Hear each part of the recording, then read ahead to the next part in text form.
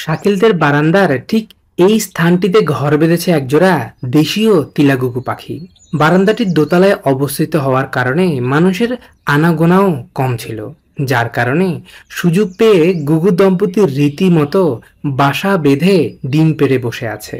তাদের উড়ে উড়ে গিয়ে গাছের ডালে বসে থাকা, ভালোবাসায় আবদ্ধ হওয়া, আবার মা পাখিটি ঘরে ফিরে ডিমগুলোতে তা দিতে বসা, এই সব কিছুই বেশ কদিন ধরে লক্ষ্য করছে শাকিল। কিন্তু আশঙ্কার বিষয় হলো, রাত গভীর হওয়ার সাথে সাথে তাদের ঘরের পাশে থাকা বন জঙ্গল থেকে নানা ধরনের অদ্ভুত প্রাণী ঢুকে পড়ে তাদের ঘরের মাঝে, যারা কিনা পোষা হাঁস মুরগিকে রীতিমতো আক্রমণ করে বসে। এরই মাঝে গুগু দম্পতির বাসায় আগমন ঘটেছে ফুটফুটে দুটো ছানার। এরপরেই যেন শাকিলের দুশ্চিন্তা আরো বেড়ে গেল, কারণ বন জঙ্গলে থাকা দুষ্টু প্রাণীগুলো যে কোনো মুহূর্তেই গুগুছানাদের বিপদের কারণ হতে পারে।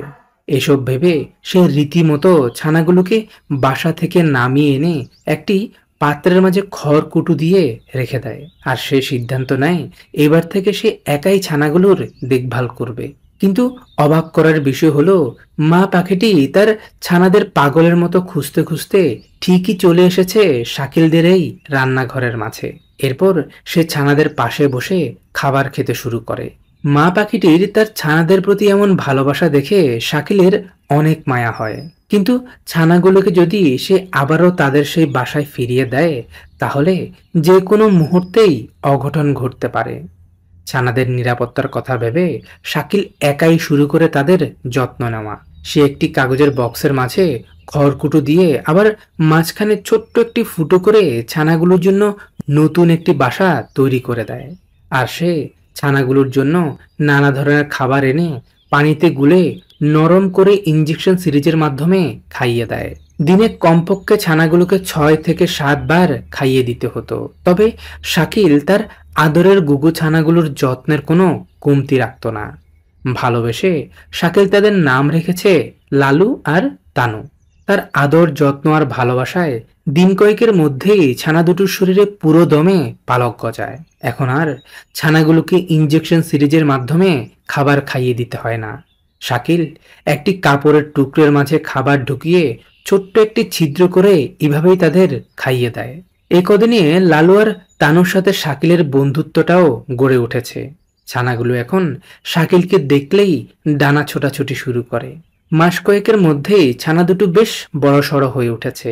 ইতিমধ্যে তাদের শরীরে ঠিক তাদের বাবা মার মতোই পালক গজাতে শুরু করেছে, যা দেখে শাকিল সিদ্ধান্ত নিয়েছে সে লালুকে পুরোপুরি শিকারি করে তুলবে। যার কারণে সে এখন যেখানেই যায় গুগু ছানাটিকে তার সঙ্গে করে নিয়ে যায়। দীর্ঘ 1 থেকে 1.5 মাসের প্রচেষ্টার পর শাকিল বেশ কিছুটা সফলতার মুখ দেখেছে। এখন লালু সবসময় শাকিলের সাথে থাকতেই পছন্দ করে। এদিকে তার ঘরে থাকা অন্য গুগুটি অর্থাৎ তানুকে সে তার পোষা অন্য সব অস্ট্রেলিয়ান গুগু ও কবুতরের ঘরের মাঝেই রেখে দিয়েছে। শিকারী হয়ে ওঠায় লালু যতই সময় যাচ্ছে ততই মানুষদের সাথে বন্ধুসুলভ হয়ে উঠছে। মাস কয়েকের মধ্যে সে বাড়ির সব ছোট ছোট ছেলেপুলেদের সাথেও বন্ধুত্ব করে নিয়েছে। পুরোটা দিন মানুষের সাথে খেলে বেড়ানো আর শাকিল বাড়ি থেকে বের হওয়ার সাথে সাথে তার সাথে উড়ে চলে যাওয়া, এটাই যেন তার নিত্যদিনের কাজ হয়ে উঠেছে।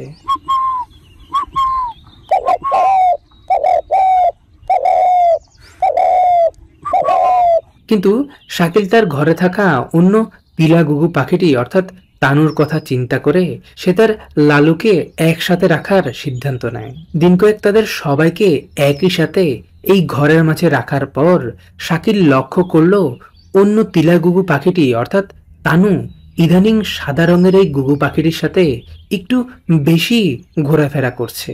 তাদের কার্যকলাপ দেখে শাকিলের মনে সন্দেহ জাগে, যার কারণে সে রীতিমতো তাদের দুজনকে একটু ভালো করে পর্যবেক্ষণ শুরু করে।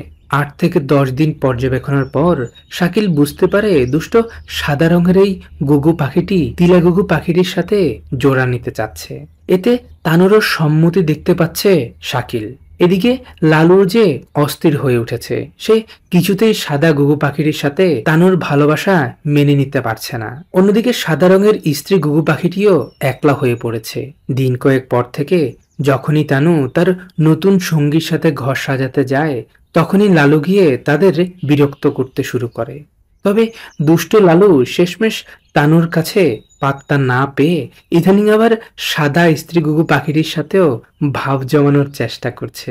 এভাবেই চলে বেশ কদিন, কিন্তু কিছু বুঝে ওঠার আগেই হঠাৎ এক সকালে শাকিল তাদের ঘরে প্রবেশ করতেই দেখতে পায় তানু ডিম পাড়ার প্রস্তুতি নিচ্ছে। মোবাইলের ক্যামেরা অন করে তার সামনে শাকিল পৌঁছাতেই সে একটি ডিম পেড়ে বসে। এমন একটি দৃশ্য সে নিজের চোখের সামনে দেখে কিছুটা বিস্মিত হয়। আপনারা আগে কখনো এভাবে সরাসরি হাঁস, মুরগি অথবা পাখিদের ডিম পাড়তে দেখেছেন কিনা কমেন্টে অবশ্যই জানাবেন।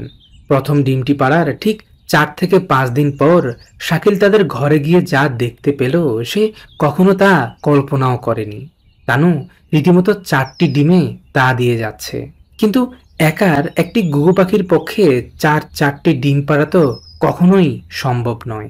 আর তখনই সে বুঝতে পারে নিশ্চয়ই সাদা রঙের স্ত্রী ঘুঘু পাখিটি অন্য কোনো কবুতর অথবা ঘুঘু পাখির সাথে জোড়া নিয়েছে, আর সে তানুর বাসায় এসে সুযোগ বুঝে ডিম পেড়ে চলে গেছে। কিন্তু এখন শাকিল কি করবে কিছুই বুঝে উঠতে পারছে না। বেশ কিছুক্ষণ চিন্তা ভাবনা করার পর শাকিল দুটো ডিম বাসায় রেখে অন্য ডিম দুটো নিয়ে বেরিয়ে এলো। এরপর শাকিল তার ডিম পাড়া একজোড়া কবুতরের ডিম সরিয়ে নতুন করে সুন্দর করে তাদের বাসাটি তৈরি করে দিয়ে ঘুঘু পাখির ডিম দুটো রেখে দেয়। এদিকে ডিম দুটো সরিয়ে ফেলার পর থেকে তানুর সাথে সাথে সাদা ঘুঘু পাখিটিও শুরু করে বাকি থাকা ডিম দুটোতে তা দেওয়ার কাজ।